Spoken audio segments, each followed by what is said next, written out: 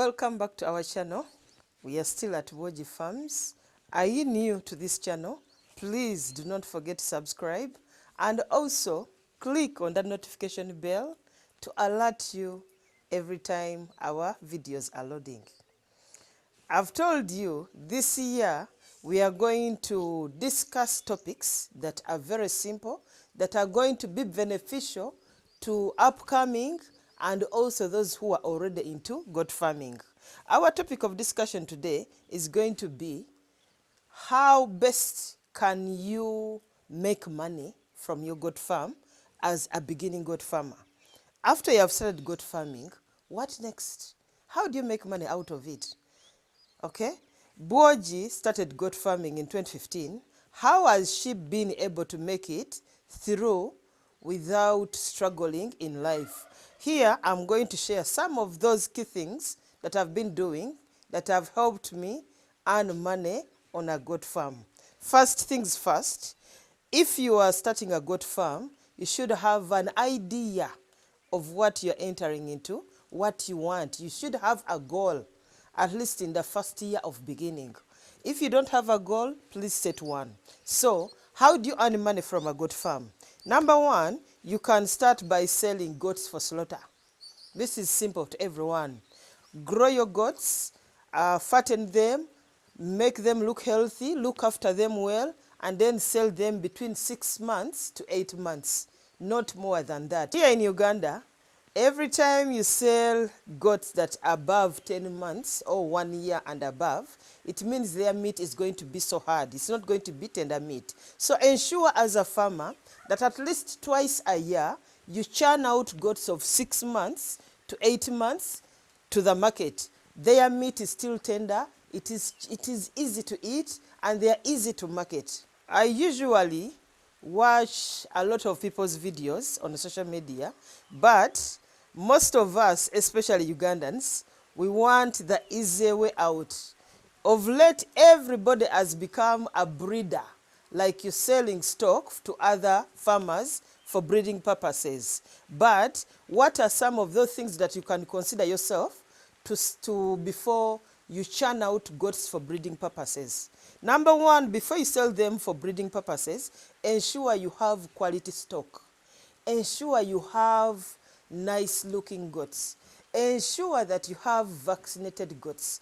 Ensure that you have been following up with your breeding program. Basically, when you are stocking your goats prior to selling them for breeding, ensure that among the males that you have been using on your farm, they are of high quality.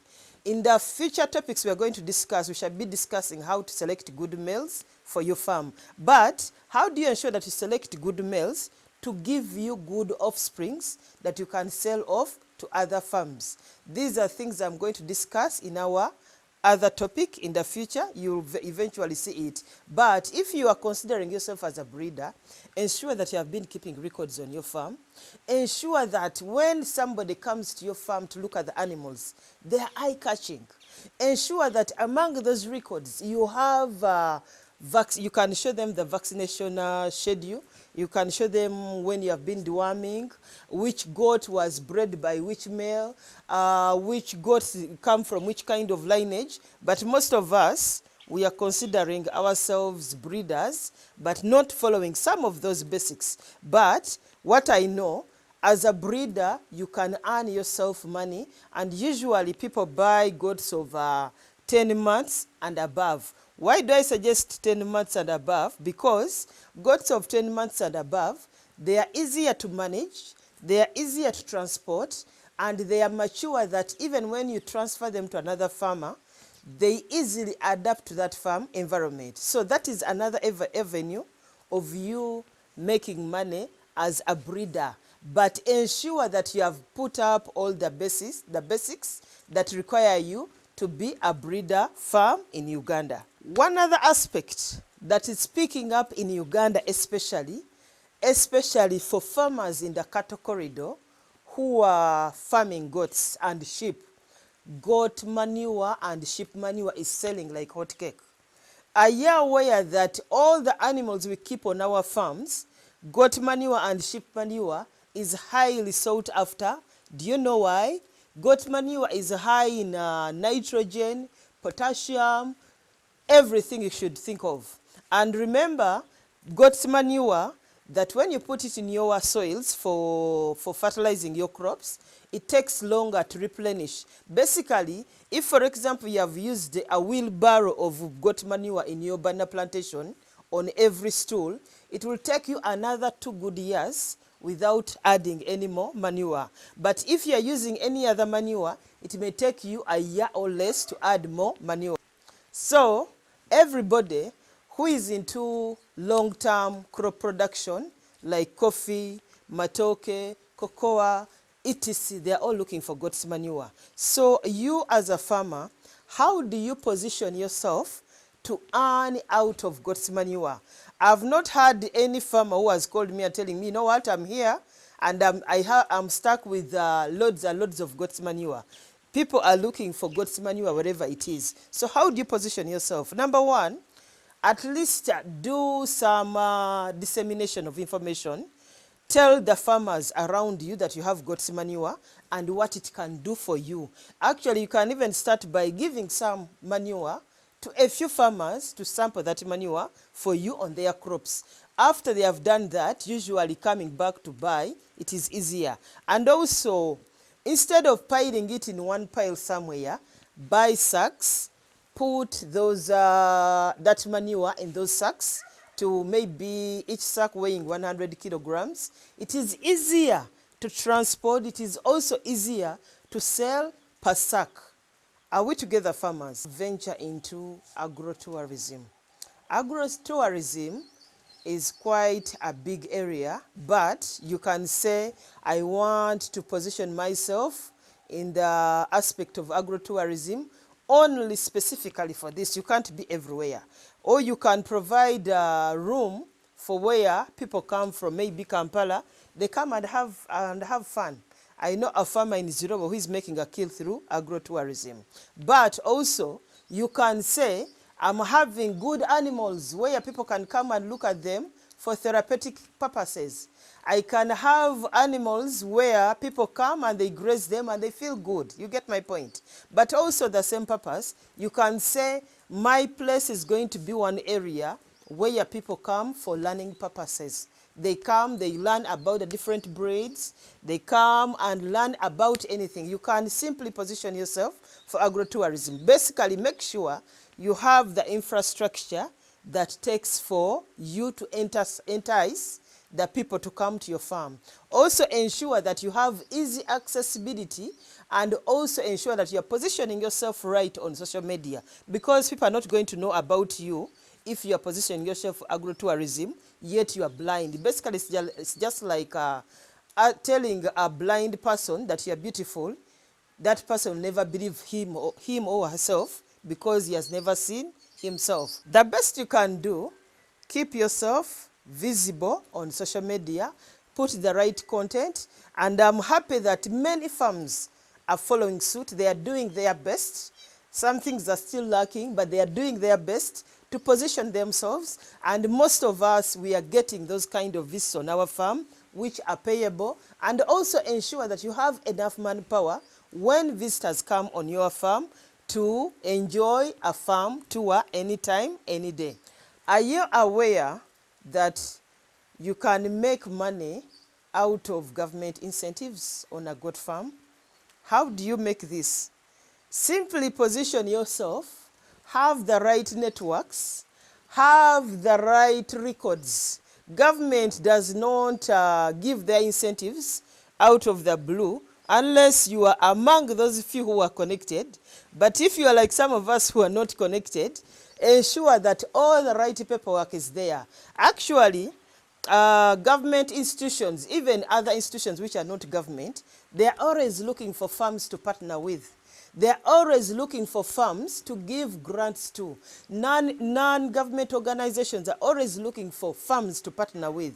For example, in 2017, I was able to earn, I think, $5,000 from Tony Elmel Foundation, but it's not that I was connected. I did all it took to position myself to put in all the requirements to earn money. And that 5,000 by then in 2017, I used it to buy the plastic tanks. Some of those grants can be used for quite a number of things. Over the years, I've been able to win several grants from several organizations, not specifically government, but because I positioned myself right, I have all the records right, I've done everything that it takes to win these grants. Some grants I failed to win them, and others win them, but the ones I've won, I've really worked hard for them. And some of these grants we earned from these grants, I've been able to buy more stock, I've been able to push water to my farm, I've been able to build infrastructure out of these grants. So you are a farmer, you are looking for how to make money. Government incentives, as long as you position yourself right, you do what it takes, like record keeping, books of account, they are audited, you have the right manpower, all these things, they will come and check them out before they give you their incentives. Some of you may wonder which kind of requirements are needed. Some of the few things I can remember is proper and up-to-date record keeping. You keep your books of accounts, they are audited, you employ more women on your farm. Actually, women, we always have more leeway of earning these grants than the men. So if you're a woman farmer and you're a goat farmer, please, you can check us out, or you can call me and ask me how you can earn out of these grants. For a farmer watching me, how do you position yourself to win grants from donors?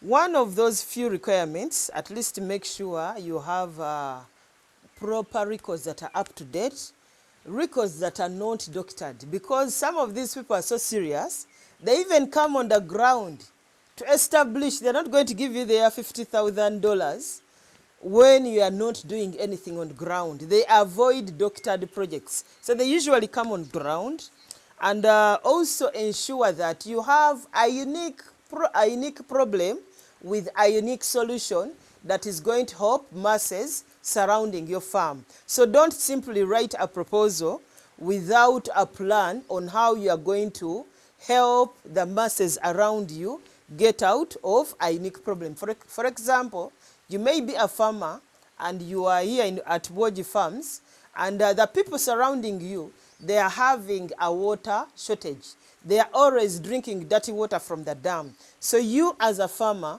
what can you do to help those farmers have access to clean water? So that money is always there, guys, but most of us don't know that. I, for one, have been able to get several grants over time, and if you want to know more, you can always reach me out and I'll tell you how. Right now, it's the rainy season in Uganda.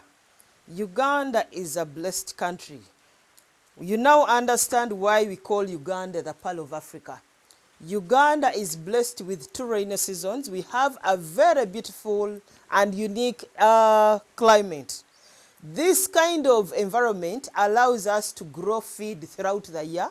It allows us to grow food throughout the year. So as a goat farmer watching me, especially from Uganda, how do you take advantage of this kind of beautiful weather?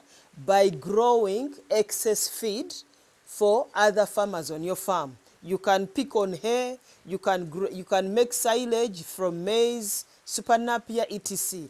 Actually, a number of Ugandans have picked it up and they are selling this hay to other farmers, but simply because they have vast lands that are very fertile, we have enough rains, our farms are not yet so much invested with pests that you can easily grow these kind of feeds within 3 months and then be able to sell to other farmers and be able to earn yourself an income aside from the goat farming.